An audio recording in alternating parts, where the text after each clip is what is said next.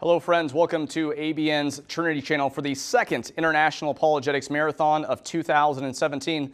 Today is the last day, yes, day 5 of 5, and this is show number 13 of 14 that we've been doing in the last 4.5 days. We still have one more show to go after this one.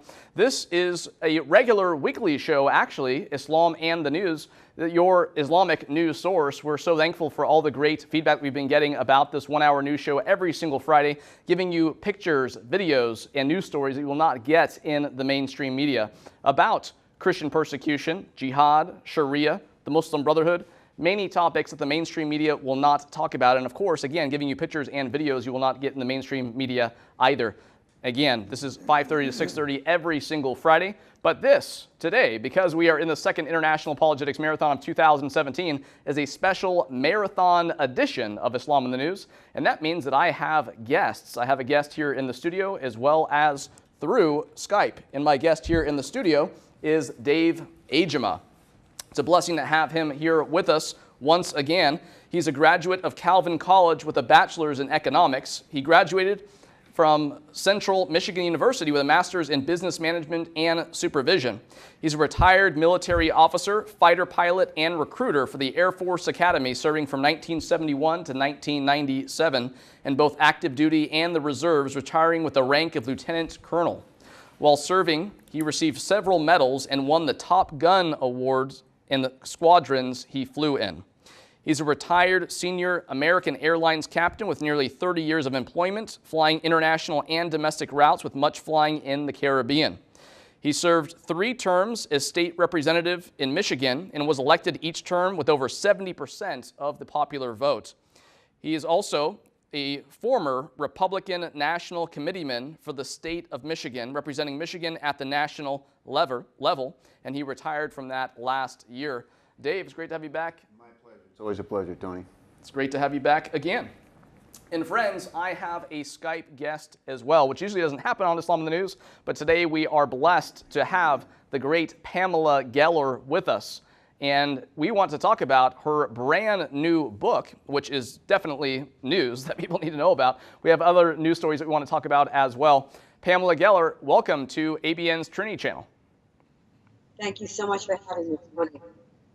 It's a blessing to have you here, and we want to talk about a lot of major news in the sense that people need to know about what's going on around America.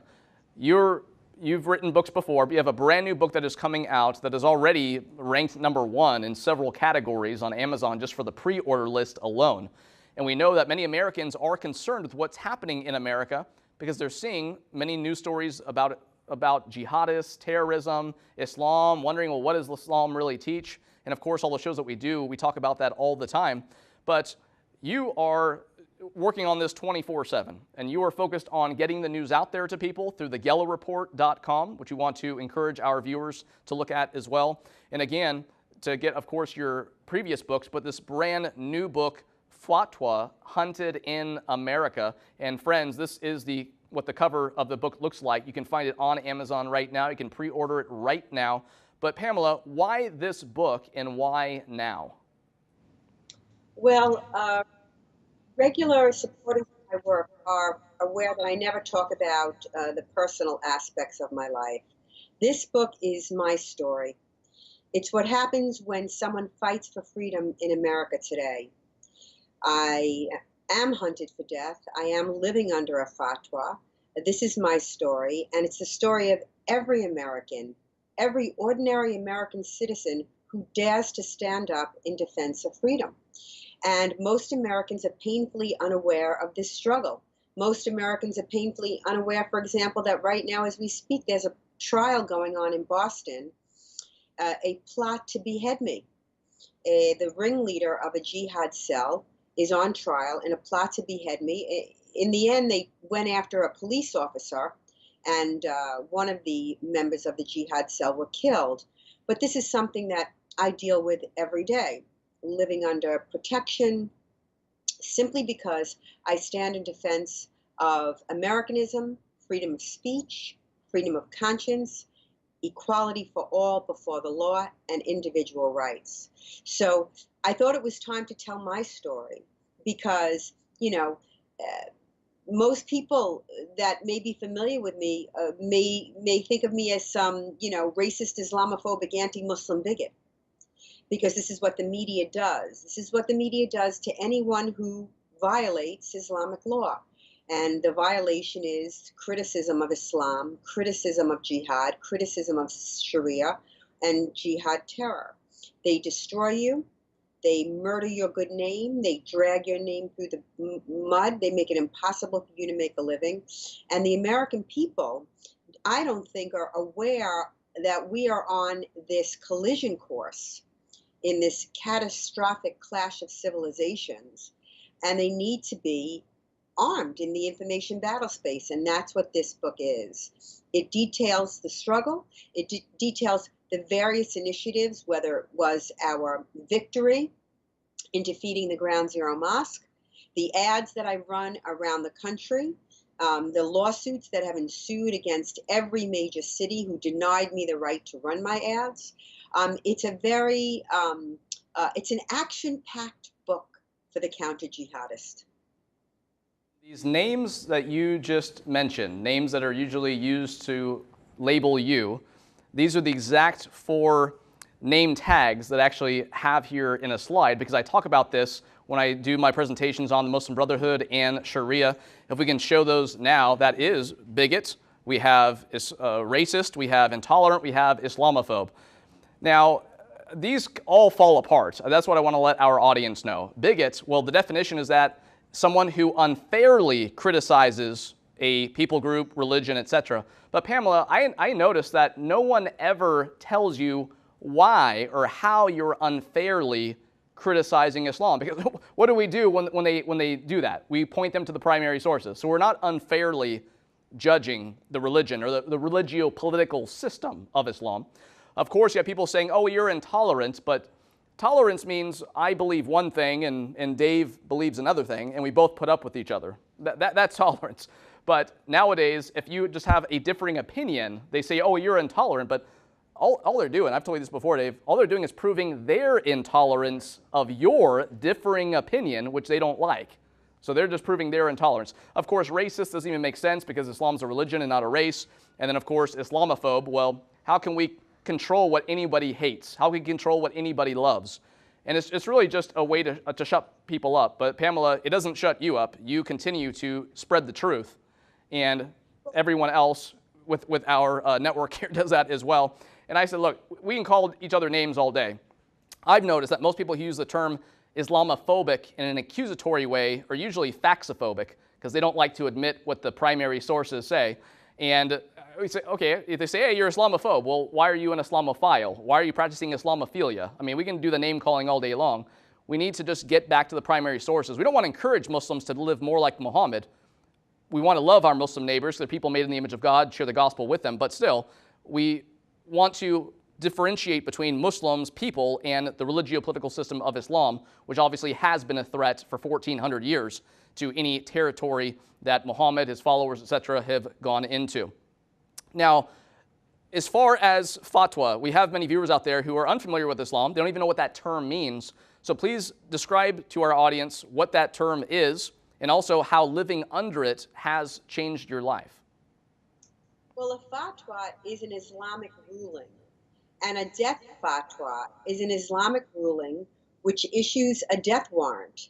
And there is no timestamp on it, which is why, for example, with Charlie Hebdo, the editorial staff had a fatwa on their heads, and it was close to 2 years before they were slaughtered. The most infamous fatwa was against Salman Rushdie in '89 for his book, The Satanic Verses. And what's interesting is that that fatwa still exists. It's still very live. As a matter of fact, the supreme Iranian leader has referred to it. And what's even more interesting is when that fatwa was issued, Margaret Thatcher, who had been the sort of Salman Rushdie was her nemesis. He was a liberal. He was a very anti-Thatcher. They were political opponents on opposite sides of the fence. But when that fatwa was issued, she called him down to 10 Downing Street, and she promised him that he would receive protection always. And of course, here in America, President Obama, on the other hand, made no such declaration. As a matter of fact, President Obama, a week after the Benghazi attacks, went before the United Nations, before the world, and said, "The future does not belong to those who slander the Prophet of Islam." So that is the Sharia. And the idea of Islamophobia, that smear that is thrown on us. Islamophobia, according to Abdul Rahman, was devised in a Muslim think tank as a thought-crushing device in order to silence any criticism of Islam. It is a Sharia device, and it has worked most effectively in this country. People are terrified of that word, Islamophobic. I don't think fear of jihad terror is irrational. A phobia is an irrational fear. I think it's very rational, but this is how they silence any critics of Islam. So living under this fatwa, which, by the way, I had gotten death threats all through my counter-jihad career, which was post 9/11, but the official fatwa that was issued by the Islamic State, it is a document, it is a legal Islamic document that calls for the khanzir, Pamela Geller. Khanzir in Arabic means pig, and it's evocative, of course, of Muhammad. Muhammad called the Jews pigs. He called them khanzirs. I am Jewish, by the way. And so every time you hear the Islamic State is not Islamic, and these ridiculous, absurd, irrational claims, when everything the Islamic State does is Islamic. Every move the Islamic State makes is, they cite Quran, chapter and verse, or the Hadith. They are, again, the elites in the media, in the culture, are disarming the American people in what is the gravest threat to this nation. So this fatwa is not just on my head, it's on everyone's head. I mean, yes, I am on the front lines, and I'm but a proxy in this war, but no one is safe in this war. No one. And it seems that usually this name calling is very effective. People are, like you said, afraid to get called names, like as if that's going to label them throughout their entire life. The thing is that we need to see how irrational this name calling is. And why don't they ever point to sources showing us that we're wrong? Why don't they point to their sources saying, well, no, it doesn't say that, it actually says this. They don't do that. All they do is call you names for criticizing it. And what people don't realize, and especially, Pamela, with this M103 that was just passed in Canada, ridiculously, is the first step to criminalizing Islamophobia. And Canada obviously either is ignorant of the fact or just don't care, one of the two. People need to know if it's a city, if it's a state, a city, county, state, a country who says, don't offend people, especially Muslims, don't say anything negative about the Quran, about Muhammad, about the religion of Islam. Whether they know it or not, all they're doing is implementing aspects of Sharia upon themselves. And the political Islamists are applauding that because you're just helping them. Because if that country ever were under Sharia to whatever degree, the same thing would be in place. Because under Sharia, you can't criticize the man, the book, or the religion. And people need to know that when you're doing this in the name of political correctness, all you're doing is playing into the hands and into the plan of the political Islamists who don't make the nightly news, like ISIS and Al-Qaeda and the jihadists, because they have a different method of operation. But the jihadists, in one way, are just a distraction to the Brotherhood and the political Islamists who are working behind the scenes just as hard, if not harder, than the jihadists, who have the same end goal but a different method of operation. And people need to know about that. That's why it's so important for people to check out GellerReport.com. Get Pamela's new book, please, our audience. Again, you can find it on Amazon.com right now. It comes out, I believe, what, November 1st? It comes out November 1st. The reason why I'm urging people to buy it now is because we can't get our books into bookstores. Barnes & Noble will not carry us. This is something that's systemic on the right, not just counter-jihadists. But if there's a large enough pre-sale order, we can get into the bookstores. Now, I know the book will do well. I wanted to get into bookstores because we need to widen our circle. We need to widen our sphere of influence. We need to educate those around us who don't have the information. Look, there are going to be certain dogmatic people that no matter what you say, they cannot think critically, that you will not change their minds. But there are many people that can think, that don't have the information. And so I urge your viewers to get this book. Buy it for Christmas for one of your liberal friends. It's critical because, as you just demonstrated, this is Islamic law. You have an already self-enforcing Sharia compliant media. They are Sharia compliant. They will not criticize Islam. They will not insult Islam. They will go after anyone that does. They are sort of like the goose-stepping thugs that impose Sharia on the rest of us. It's very dangerous. We see how the dehumanization of myself and my colleagues, where that leads. One only has to look at the last century to see where that leads. So this information, it's difficult to circumvent big media. I applaud you on what you're doing, this marathon. I applaud you on your show. But we have to work really hard because it's organic. It's a business of ones, teaching. And those that are listening and know enough to watch your show, are smart enough to be watching this show, need to not just watch the show. They need to educate those around them. And this book is a true story. It's the story of how a New York City career girl, a glam girl, goes from that to the country's most notorious racist, Islamophobic, anti-Muslim bigot. Simply because I stand in defense of freedom. The idea that I'm anti-Muslim, again, another smear. As you pointed out, they name call. The reason why they name call is because their ideas cannot stand up to challenge or scrutiny. So it's a distraction, the ad hominem attacks. We would win in any arena, in any intellectual arena. Our ideas are better. We would win. They never go there. They will not debate. They will attack, they will smear, and they will destroy. And another reason, Pamela, why they call names is because the United States, unlike many other countries in the world, do not have blasphemy laws. We see in countries that are under full Sharia, Saudi Arabia, Iran, if you criticize Muhammad, the Quran, the religion, it's death. Less than that, other countries, you could be put in prison or jail. A little less than that, in other countries, you could be fined. Even Australia, if you look on the blasphemy law map of the world, Australia is yellow, saying that there's restrictions on speech. Now, United States and Canada are still gray, where again, a lot of the East is different colors because there are actual punishments. Now, the gray, it didn't say it on the map, but like we said earlier, gray basically means you get called names, like Islamophobe, racist, and all that, right?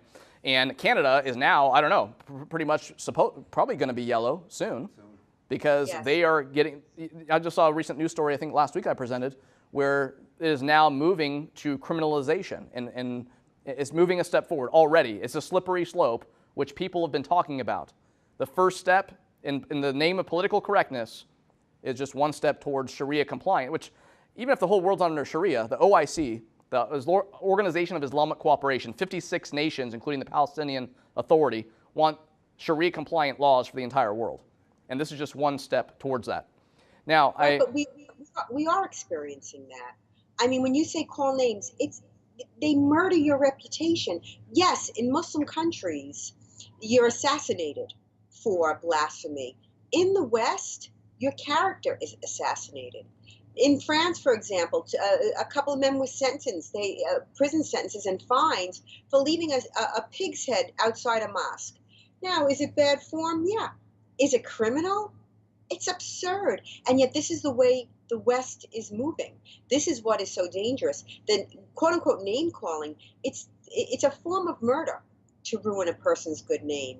It's a form of murder, and it's a slippery slope. We're moving in that direction as well. I submit to you that the United States is no safer than, say, a Canada. They have a Trudeau. This is why this is happening, because of a Trudeau. This would never have happened under Harper. So the United States is not always going to be under a Republican president. You saw how far Obama took it. He really advanced the Islamization of the United States. And so in order for people to combat it, they first have to be made aware of it, and they have to understand it. And this is why our job is so crucial. And it's a dirty job because you will get figuratively, or in my case, literally bloodied. I mean, remember, when I held a freedom of speech conference in Garland, Texas, the media called it the Muhammad art cartoon contest. It was an exhibit of depictions of Muhammad. Now, why did I do that? They said, oh, because she's a provocateur. I am not a provocateur. In that venue in Texas, 3 days after the Hebdo slaughter, Muslim leaders in this country held a conference in support of the Sharia, in support of the ideology behind the slaughter of cartoonists and journalists and editors. What an opportunity for the Muslim leadership in this country to stand for the First Amendment, right? Wrong. They held a conference called Stand with the Prophet in support of the Sharia and against quote unquote Islamophobia, meaning against anyone who blasphemes. So we held a conference in that same venue, in that same room, to stand for the freedom of speech. And we had depictions of Muhammad all through the centuries, like Dante's Inferno, where he depicts Muhammad, to show that people were not always being slaughtered. And it's being used now, violent intimidation, to impose the blasphemy laws. Now, as you know, jihadists attempted to assassinate me and the people at that conference. They opened fire, and my private security team, I had hired SWAT as well, took out the jihadists. But the coverage in the wake of this jihad attack was, in America, astonishing. They blamed me.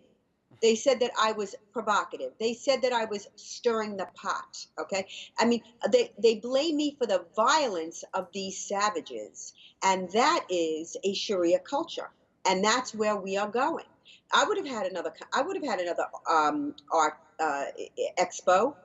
You show me a venue that would host it. Not a one.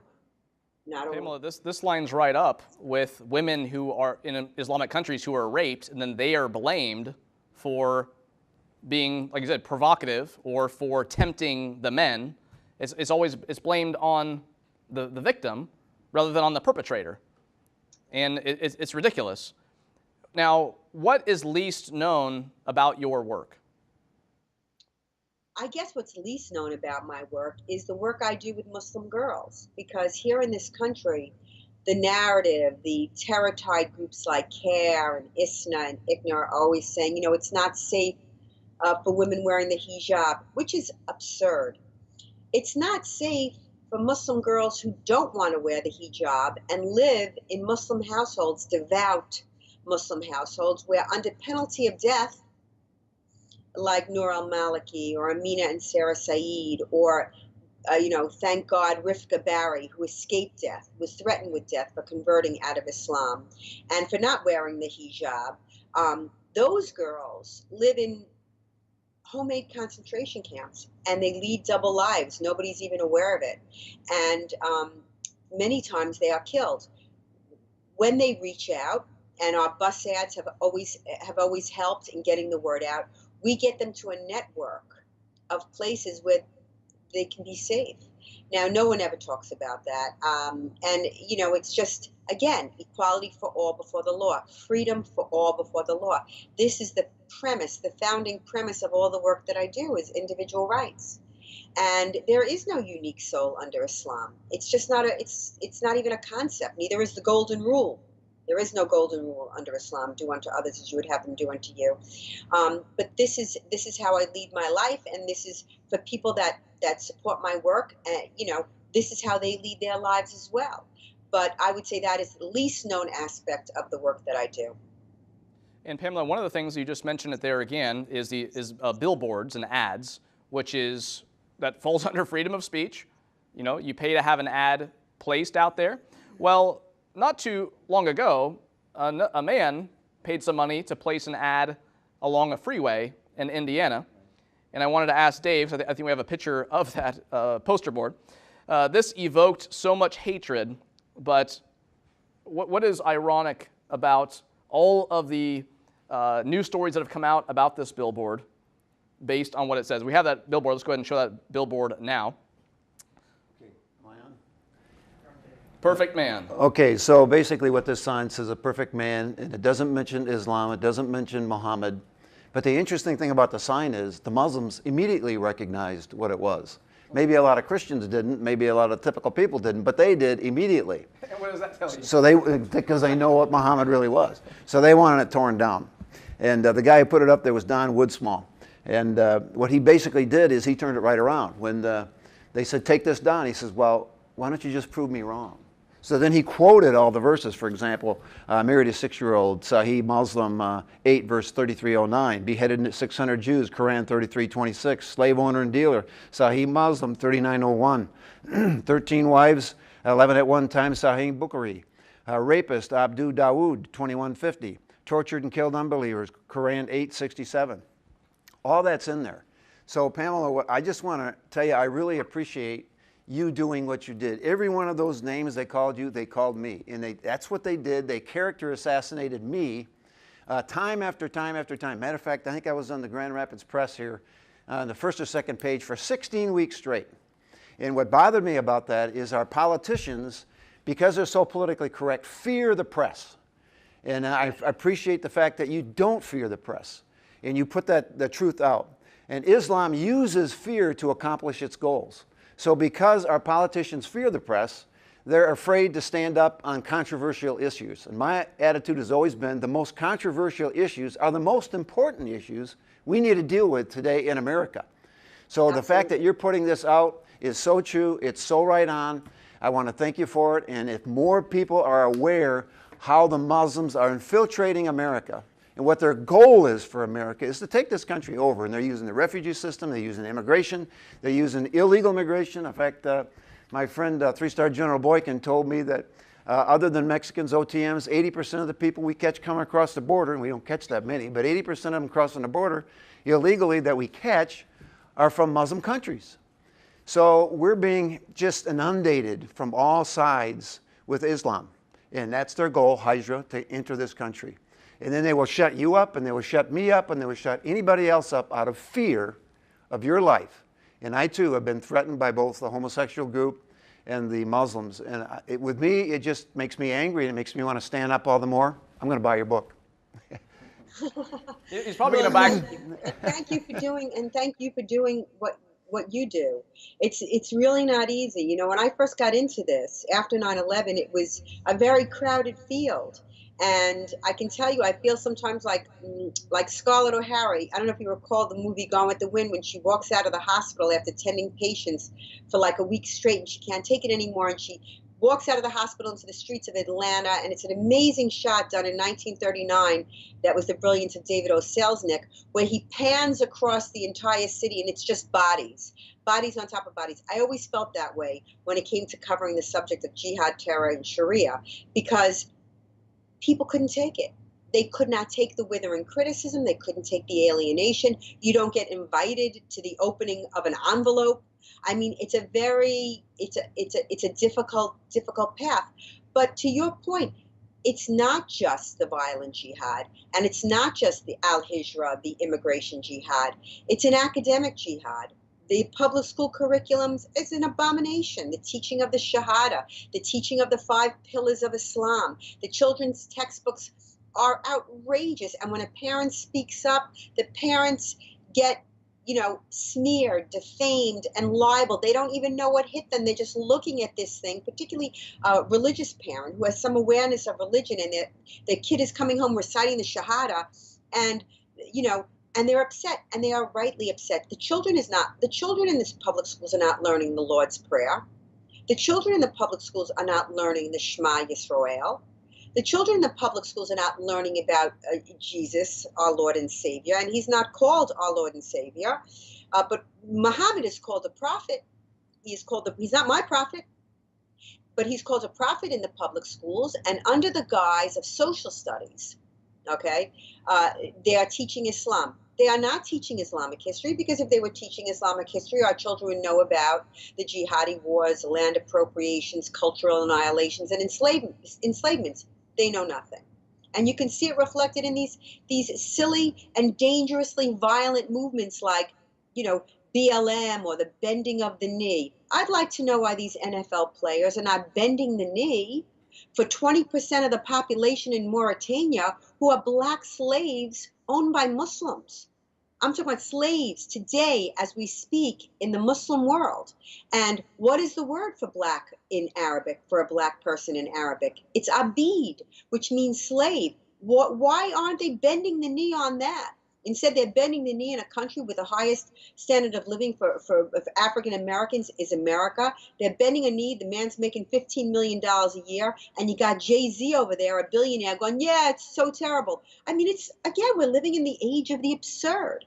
But the tentacles are enormous. They are in government. They're in the universities. They're in public schools. They're in the workplace. These workplace lawsuits, the stealth jihad, suing, for example, Disney to wear the hijab. We have an employee of Disney who, look, Disney has a dress code going back to 1957. This wasn't created as an anti-Muslim measure.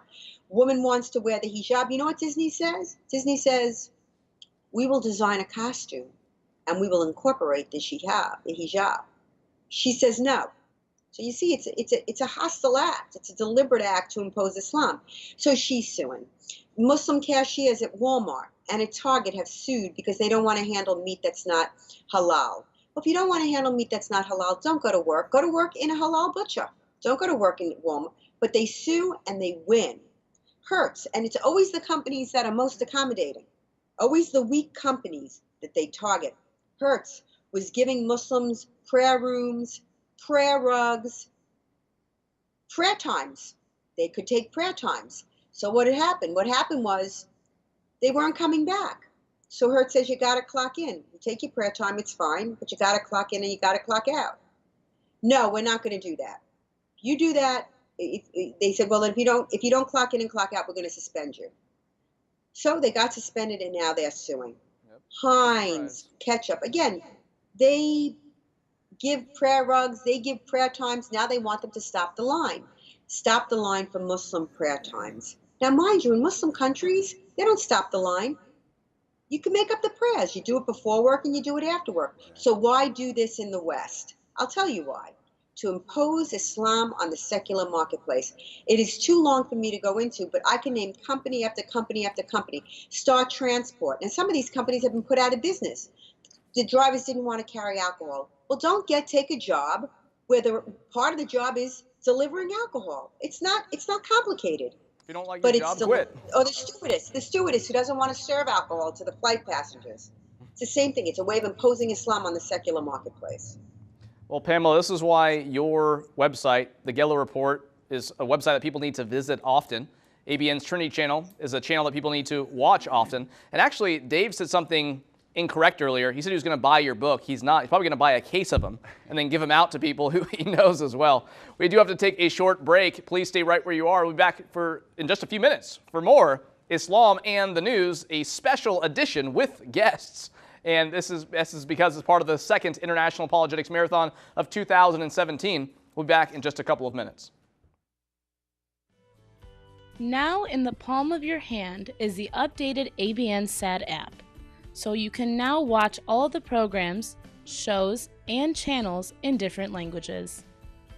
You can download the app in the App Store related to your device. Once downloaded, you will see 6 different categories within the ABN SAT app. The first category being the English category, which includes 18 different channels. The Arabic category includes 31 channels. The Worship category has 5 channels. The Discipleship category includes 5 channels as well. For more information, please call the numbers on your screen or visit our website at trinitychannel.com. At STR, we have always cared about Christianity worth thinking about. And when I found out that the SES conference this year was about pursuing a faith that thinks, I realized that if you go to this conference, you're not only going to have the information you need to deal with people who challenge your convictions, you're going to have the information that will help you deal with the toughest critic you'll ever face, and that's you. That's why I hope to see you there at the SES conference, October 13th and 14th in Charlotte, pursuing a faith that thinks. It is not you who chose me, but I who chose you, and appointed you to go and bear fruit that will remain, so that whatever you ask the Father in my name, he will give you. Just asking a clarification on your answer. Saudi Arabia is the perfect picture of Islam, and you support the royal family of Saudi Arabia. You support that government. We are called to bear fruit that will last. Here at ABN, we pray for support in allowing this fruit, which is spreading the word of God throughout the nations, to grow.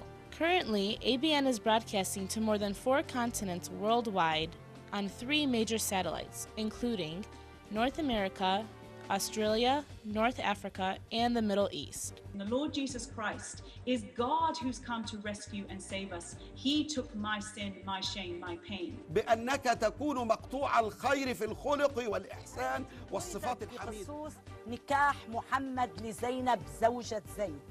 At some point, you have to have a first cause, an uncaused cause, or an uncreated creator.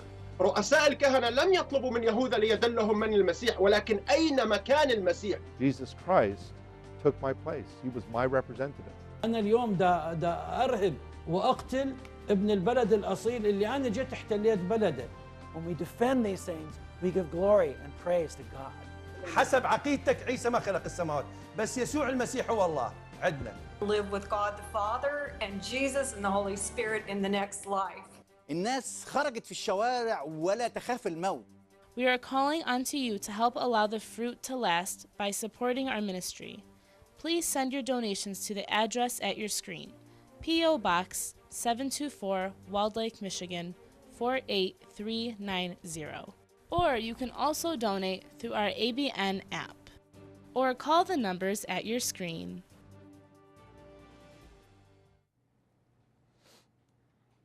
Hello friends, we are back, ABN's Trinity channel, for the second International Apologetics Marathon of 2017. This is a regular weekly show every single Friday, 5:30 to 6:30 p.m. Eastern Standard Time. Islam and the News, your Islamic news source that we're getting a lot of great feedback about. So thank you for all that. Thank you for all your prayers and for your financial support, which allow all the weekly shows to continue. These shows go live through satellite to 4 different continents: North Africa, the Middle East, Australia, New Zealand, and North America. It's also going throughout the world through high-speed internet, and again, on many different internet-based platforms. You can download the ABN Sat app for free. Joining me on this special marathon edition of Islam in the News, I have Dave Ajema here in the studio with me. Also, Pamela Geller joining us through Skype. It's a blessing to have both of them here. Now, if this is just the first show that you have seen all week long, we've been having a marathon since Monday. Listen to some, Pamela, I want to let these you know, because I know already you said that you like Trinity Channel and what we do. Here are the names of the shows that we've done this week so far. Just some of them. The History of Dimitude. The Myth of the Andalusian Paradise. The Quran, not so historically reliable after all. Did Abraham and Ishmael build the Kaaba? The Mosque versus the Media, 2 faces of Islam. Yesterday, we did the Islam and Islamic Terrorism, named after Ibn Warwick's brand new book we want to encourage people to get as well. And last night, a 2-hour show, the entire 2 hours, was on Aisha, Muhammad's child bride. Today, we did the origin and history of Islamic Jew hatred. Right now, of course, Islam in the News. And after this, we're doing a show on the Muslim Brotherhood, stealth jihad in America and the world. Those are the kind of topics that you get only on ABN's Trinity channel. We love Muslims as people made in the image of God who need a savior, but we also critique Islam. We don't demonize everything. We don't say, oh, just love, love, love, love, love. Don't study Islam. No, Sharia is no threat to the world, nothing like that. We got a healthy middle here. Love Muslims, critique Islam. So that's what we do. And it's a blessing to have Dave Ajema and Pamela Geller here on this episode of Islam and the News for this particular Friday. And Pamela, how can the average American get involved and make a difference? Well, listen, if history has taught us anything, it's that the individual can change the course of human events. And so right now, I think the real war being waged is in the information battle space. And you see, it's like David and Goliath. We are up against this enormous machine, you know, hugely funded. You have these quote unquote think tanks, and they're really just smear machines like the Southern Poverty Law Center, Media Matters, the American Center for Progress. And then their propaganda arms, their radical propaganda arms, ABC, NBC, CBS, CNN, that are advancing a political agenda. No longer are news gathering organizations news gathering. They are radical propaganda organs that are advancing their agenda. And then there's you and me. And that's where the individual comes in. Each person is a one-man media organization. You have email lists. You are on social media. And I know how tough it's been on social media. I mean, first of all, it's got very bad with Trump. And I think the reason for that is before, when President Obama was in power, the left was in power. And while we were a nuisance, they would swat at us like a fly from time to time. But they were shocked when President Trump won. And they literally blame social media because the fake news and all this nonsense. I mean, you never heard fake news before. Even when the New York Times had Mitt Romney's dog on the hood of his car as a big news story every day. Now, there's fake news, but this idea that there's fake news. And so when Trump became president, they went after us on social media. And what I mean by that is, for example, I have a number of pages, my groups, American Freedom Defense Initiative, Stop Islamization of America, and so forth. My page alone, my Pamela Geller page on Facebook, has over 1 million, I think it's 1,000,001 or 1,000,002 followers. And my posts go directly, my posts from my website, my news site, Geller Report, which is updated 15 times a day, and I cover the news like you that the media won't cover, and everything is sourced. There's no conspiracy nonsense. Everything is sourced. It would feed into news. It would feed, the news feed would feed into Facebook, and it goes to my followers' timelines. It goes to their news feeds. That's over. My news feed was blocked. On Twitter, I have 250,000 followers. My timelines are shadow banned. Google AdSense, where I would make my living from my website, Google AdSense suspended my account, said that I was a dangerous and derogatory website. I'm a news site that covers the global jihad. Pinterest has made it, you cannot share my links on Pinterest because it is, quote, inappropriate content. PayPal suspended my account. And if it wasn't for the public outcry on Twitter, I mean, my initial tweet got literally like 8,000, 9,000 tweets. It became a public relations nightmare for PayPal, so they reinstated me. YouTube deleted my account. I have a YouTube account since 2006. They deleted my account for a 10-year-old video, and what it was footage, Palestinian footage. For 10 years it was okay, and then it got my account suspended. Now, my account was reinstated again because people went on to Twitter and on Facebook by the thousands. So people can make a difference, you see. And the social media giants, what people don't understand is that they have enormous power. Never in modern history has so much power been in the hands of so few. And we have seen the U.S. government go after U.S. Steel and American Tobacco and Standard Oil, and President Clinton went after Microsoft. Well, I have to tell you something. You know, we're suing, my organization with my law firm, David Yerushalmi and Robert Muse, the American Freedom Law Center, we're suing the DOJ, the Department of Justice, the federal government, to, remove the immunity that is granted social media giants under Section 230 of the FEC Code. These social media giants are immune to free speech lawsuits granted to them, and that's what we're trying to do, is to remove that so that we can go after them. You know, listen, the only analogy I can make is everybody had a phone number, right? Everybody had a phone number. It's how they communicated. Well, the federal government went after Ma Bell and broke them up. Well, your IP is your phone number, is your number as well, and you're communicating as well. For Facebook to shut me down, it's how I'm talking to people. It's how they talk to me. It's like my bulletin board. For them to tell me what I can and cannot say. For Mark Zuckerberg to send his chief executive officer, Joshua Kaplan, to Pakistan to meet with the interior minister to assure him that they would not allow posts that were critical of Islam. Imagine this from a communications company, a Western communications company that invented the great platform of communication for the 21st century. It is shocking for Mark Zuckerberg to reassure Angela Merkel that he would ban posts that were critical, actual news reports of migrant crimes and rape jihad and so on and so forth. This is just staggering, and something has to be done, whether it's the antitrust laws, and I am a capitalist, so I never believed in antitrust, and I wouldn't want any of their revenues, but this chokehold that they have, uniformly social media giants are leftists. Leftists are partnered with these Islamic supremacists in a red-green alliance. This is the gravest threat to freedom of speech. When people ask me, do you think there's a threat to freedom of speech? It's beyond a threat. The question is, can we get it back? And so this is very dangerous. And that's why each one of your viewers, your listeners, has a part to play. You have to go to my page. You're not going to get it on your timeline anymore. You have to go to the great sites like ABN, like thereligionofpeace.com, like GellerReport.com, and you must share those stories. You must email them. You must post them on your Twitter. You must post them on your social media page. It's a business of ones, and you are Johnny Appleseed. And yeah, it's David versus Goliath, but we know how that turned out. Definitely. And it's not just your YouTube account that got deleted. Robert Spencer came out, and if people want to look up the news story that you put out, it was on September 23rd. Again, PamelaGeller.com is the website. You can find it on. YouTube suspends and deletes Pamela Geller's account.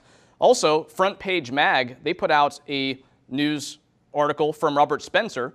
Twitter moves to silence all criticism of Islam as Sharia continues to descend over the internet.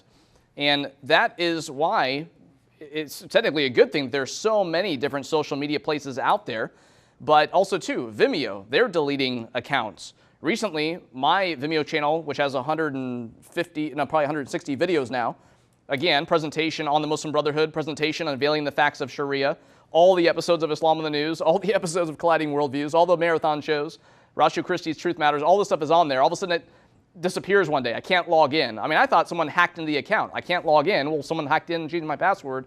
It turns out, thankfully, that it was a hacker. Someone who didn't like what was on there went there and hit spam or flag on every single video to the point to where Vimeo suspended it temporarily. And they said, oh, it was a spam attack. We apologize. We put something in place. Hopefully this doesn't happen again. That was great news. Now it's reinstated. It's working again. But I told people, though, I said, well, I wonder how long it's going to be before that happens again, and it's not a spam attack, it's actually them trying to silence, again, criticism of Islam. I do think that the Google scrub is the most dangerous. Google has scrubbed any posts, articles, search results that are critical or unflattering to jihad and Sharia and Islam, and instead have put apologetics on the first 5 to 10 pages. No one goes beyond that. And I will tell you that over 40,000 posts of mine have been scrubbed. 15 years worth of work has been scrubbed from Google. It's not just me. As you mentioned, it's Robert Spencer as well. It's any article, any post, anything that is critical of jihad and Sharia has been moved to the back of Google search. This is very dangerous. You have to stop using Google. I know, Google is a verb now. I understand how big and powerful Google is. I don't care. People have to become cognizant of what they're doing. There's DuckDuckGo, there's Bing. I mean, they're not perfect, but Google is Sharia compliant. And do you want to use a Sharia compliant search engine? And I say, no, you cannot do that. First of all, you will be uninformed. And even Wikipedia is notorious. Do you know foreign governments pay Wikipedia editors? My page is riddled with errors, and pages regarding Islam are glowing. But there's so much wrong on my page, and when people would go in to change it, literally in 30 seconds, it would change right back. This is Wikipedia. It's where everybody goes. Google is where everybody goes. Facebook is where everybody goes. Twitter is where we are under siege. So there are no passive observers. There are no casual observers in this war. If you're not doing something, anything, you're a part of the problem. You know, there's the right side and there's the wrong side, and the middle is evil. A recent news story, Pamela, that I mentioned on Islam in the News was the official blog of YouTube. This came out on Tuesday, August 1st, 2017. The title of it was An Update on Our Commitment to Fight Terror Content Online. And what do we, I mean, number one, as far as I know, YouTube is owned by Google. So one more connection there. I may be inaccurate, but it says in here that they are now teaming up with various anti-hate groups. Oh, what's hate? If you say something someone doesn't like, okay, well that's hate, rather than a differing opinion. At the bottom of this article, this blog, it says here that we hosted our last Creators for Change, which is an anti-hate thing, workshop in Bandung, Indonesia, where creators teamed up with Indonesia's Marif Institute to teach young people about the importance of diversity, pluralism, and tolerance. And of course, this is coming from an Islamic university, so diversity, pluralism, and tolerance from the Islamic perspective, I guess. But this is just one more article that came out in the news about this censorship. It's you know, people don't understand that, okay, the First Amendment, it protects a speech that you don't like. Why is that? I mean, that's a given. No one complains when you say something that they like or agree with. No one calls you a hater or a racist or whatever else for that. But it's when you say something they don't like that they start complaining. So the First Amendment gives us the right to offend and the right to be offended ourselves, right? So offensive speech is the exact kind of speech that needs to be protected and defended. That is the kind of speech, the exact kind of speech that the First Amendment actually protects. So we need to stand up for our constitutional rights, uphold the Bill of Rights, and keep all this in mind as we, you know, debate over different topics and critique ideas, critique religions, which we should have all the freedom in the world to do. As long as we don't infringe upon other people's rights, we have freedom of religion in America. But as we know, Islam as a religio-political system is not compatible with the Constitution. It's not compatible with the Bill of Rights. And people need to be aware of this. Dave, I want you to explain why these groups out there are fearful about this. Well, I think the groups want us to be fearful. As a matter of fact, the Muslims in the United States are some of the ones that aren't the terrorist type, are afraid to speak up for fear that they're going to be killed. But I think let's look at a couple of statistics. In the last 30 days, during this time period, there were 129 Islamic attacks in 20 countries in which 791 people were killed and 669 people injured. Fear. They put fear in the hearts of the minds of people. During this last year, in 2017 until now, there were 1,015 attacks with 5,863 people killed. Fear. So people fear Islam because they kill, and that's what they're ordered to do. But getting to some of the things she said there, which I really appreciate, we're letting get away with the whole store. When schools are asked to give up a room for Islamic prayer, they're asking to implement Sharia. When a Muslim wears a headscarf, that's an obedience to Sharia. When our newspapers won't publish Danish Muhammad cartoons, our newspapers are submitting to Sharia. When demands are made for our hospitals to treat Muslim women in special ways, that's Sharia. When our textbooks, it's a biggie for me, have to be vetted by Muslim organizations before they're used in our schools, that's in accordance with Sharia. Sharia-compliant banking. Folks, we need to be stressing unity in the United States, not diversity, which you just talked about. What made America great is people could come from various countries, come in and be an American with their allegiance to America, live by our laws, and speak English. That's what made America great. We're losing that by stressing diversity rather than unity. And if you look at some of the things I just mentioned, we're being had, folks, by Islam and Sharia compliance in all these areas. It needs to stop, and you need to start listening to people like Pamela and other people that are speaking against this. No matter what the cost is, you need to speak up. And we need to have all this... as we're sitting here, there was an ISIS plot thwarted in New York City, a bomb plot. I mean, this is every day. The media ignores it. They do not connect the dots. This is a deliberate campaign of dissembling and obfuscation. And, I worry about our children. I mean, what we all, how we admire and adore our grandparents as the greatest generation and what they did. I think that our children, our grandchildren, will despise us for leaving them held hostage to nuclear-armed Islamic regimes and this, savage jihad, which we ignored, really, since the onslaught. Really, onslaught was 79. But if you don't want to go back that far, one only needs to look at 9/11. I mean, 9/11 was the declaration of war without question. And this head in the sand approach. No war was ever won on the defense ever in history.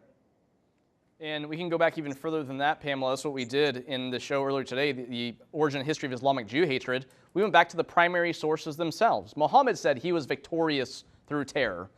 And if it's just a given that Muhammad's the perfect man and the perfect Muslim, and every Muslim man is supposed to try to emulate Muhammad in every way, then why should we be surprised, unfortunately, why should we be surprised when some of his most devout followers do terroristic type acts as well? The supposed perfect man and perfect Muslim was victorious through terror. So if we want to know why all of this is happening, we need to stop letting our Muslim neighbor, coworker, classmate, friend define Islam, because they don't. Muhammad defined Islam 1,400 years ago, and we have the Quran, we have the Hadith, which are the things that Muhammad said, did, approved, disapproved of. We have the Sirah literature, the biographies of Muhammad, the Sirah and the Hadith being the Sunnah, that being combined with the Quran. That is how Sharia is derived. And then 90% roughly of the 1.6 billion Muslims in the world are Sunni because they follow the Sunnah, the example of Muhammad. Now, if you have a Muslim neighbor, coworker, friend, classmate again, etc., you don't want to point them to these sources and say, hey, you need to start doing this to be more like Muhammad. We don't want to do that. We want to meet them where they're at and point them to Jesus Christ, point them to the gospel from there. But at the same time, we need to be aware of what these sources say. And if you don't feel like going out and paying $1,000 or whatever for all these different, multi-volume collections of works, you can find them online. You can find a lot of info here on Islam and the News, as well as all the other shows that ABN's Trinity channel does every single week, and again, in the marathons themselves. Pamela, as a closing statement, what would you like to tell our viewers? I would like to say first, I'm sorry I wasn't part of that show on Islamic Jew hatred, because I think that's going to be my next book. Very few people understand the Muslim world's alliance with Hitler and how they raised Muslim armies. The Mufti al-Husseini, the leader of the Muslim world in the Middle East, raised Muslim armies for Hitler, and we don't have to go into it, but it's a very interesting subject, and I'm sorry that I wasn't able to participate in that. My last parting words to your viewers is you must get involved. When you wake up every day and you rub the sleep from your eyes, you have to ask yourself, what am I going to do today to save the Republic? There is something you can do. As I said, the war is in the information battle space. It's why I wrote this book. I think you should buy this book now. I think you should give it for Christmas. What could be better than fatwa for Christmas? Yeah. Because it explains the struggle that every American is going to have to go through. It's not pretty, but you're not alone. You stand with the righteous. You're right. And that's why we will prevail. My only concern, of course, is at what cost? At what cost? I believe good will prevail. There's no question in my mind. But this is a different war like any other. You show me in history where the elites, whether it was in information or in government or in culture, went to extraordinary lengths to scrub, censor, and protect an enemy so hell-bent on the most barbaric and savage means of destruction. It's unique. It's unique in history. It's like we're under some curse. And so this book will help you better understand the fight, what we're up against, and how you can fight back more effectively. Thank you so much to the great Pamela Geller. Check out her website, gellerreports.com. Buy a copy of fatwa, or like Dave's going to do, buy a case of them, and then give them out to people, like you said, as Christmas presents or whatever else you'd like to do. Dave, send me a free copy. That would be good. Closing statement from you, Dave. Yeah, I just love what she's talking about there. Just to summarize a little bit, the attack on the World Center was actually perpetrated in adherence to the rules of war, jihad, found in the Sharia law. Sharia law is the basis for the religious, political, and cultural life of all Muslims. Sharia law is being implemented more and more in America, and yet there is no knowledge about Sharia actually, since public, private, or religious schools don't teach it. So folks, we have to go around the media, we have to post it just like she said, in our media, in our Facebook, in YouTube, any way we can to get the news out. So get active and do it. We want to encourage our friends out there to watch the other shows that we've done this week during the second International Apologetics Marathon of 2017 to unpack the many things that we talked about in this show. Like I said, I wanted to have Pamela on that show earlier today. She was busy. She had another project she had to work on. Friends, that's the show that you need to watch. We covered from Muhammad's hijrah from Mecca to Medina, his relationship there with the Banu Kanuka Jewish tribe, with the Banu al-Nadir, with the Banu Qurayza, how they rejected Muhammad, Muhammad rejected the Jews. We see he having his guys behead 600 to 900 Jews in one day, and the origin of Islamic Jew hatred is with Muhammad himself. That goes all the way up to even Hassan al-Banna, who created the Muslim Brotherhood in 1928, actually taking Hitler's Mein Kampf and translating it into Arabic. Haj Amin al-Husseini, who Pamela mentioned, being the Grand Mufti of Jerusalem and a Muslim Nazi, the uncle of Yasser Arafat. All of that is covered. And of course, all the way up to what we're seeing today, we're seeing fatwas, one of which is on Pamela, and we're seeing a continued Islamic Jew hatred that originates with Muhammad himself. We're seeing a lot of Sharia compliance stuff going on. We're seeing a slow Islamization happening in many countries throughout the world. So what's the goal, or what's the solution to all this? I would say it's the gospel of the Lord Jesus Christ. That's something we need to share with everyone, everywhere. And we thank you so much for being with us on ABN's Trinity channel for the second International Apologetics Marathon of 2017. Thank you again to Dave Ajema here in the studio, and thank you to Pamela Geller from GellerReports.com. Again, get her book, buy a case, and give them out as Christmas presents or birthdays or whatever, however other reason you want to give them out to somebody. People need them just because, actually. So give one out just because. And thank you again, Pamela, for being on. And friends, God bless you. We will see you in about 1 hour for the very last show, show number 14 in 5 days, the second International Apologetics Marathon of 2017. We'll see you in about 1 hour.